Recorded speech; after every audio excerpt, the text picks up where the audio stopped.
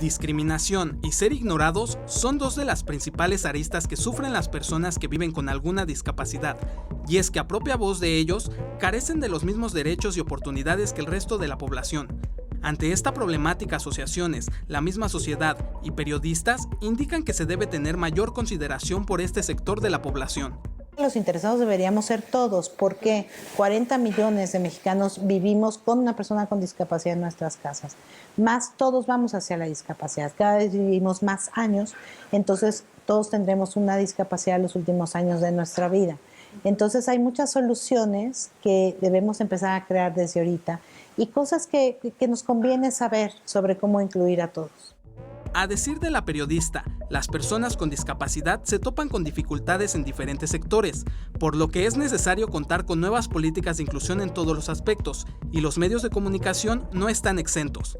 Hay muchos temas que, por ejemplo, tendríamos que hacer en medios de comunicación para incluirlos.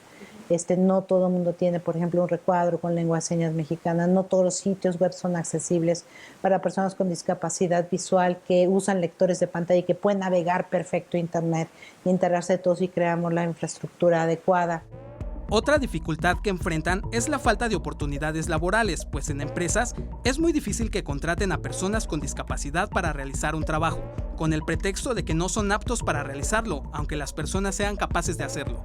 Y la Organización Internacional del Trabajo calcula que si todas las personas con discapacidad que pueden trabajar, que son el 80%, pudieran trabajar, el PIB de cualquier país crecería de 4 a 5%.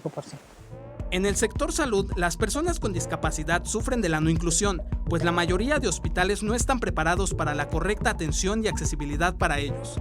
Se necesita mucha capacitación y también quitarle a los médicos esta idea de que las personas con discapacidad y a la sociedad en general, de que las personas con discapacidad tienen una enfermedad que arreglándolos ellos se pueden integrar al mundo de nosotros los normales. Es una visión asistencialista, caritativa, ¿no? En realidad, pues necesitan obviamente acceso a la salud, pero no es un tema solo de salud, sino de inclusión también.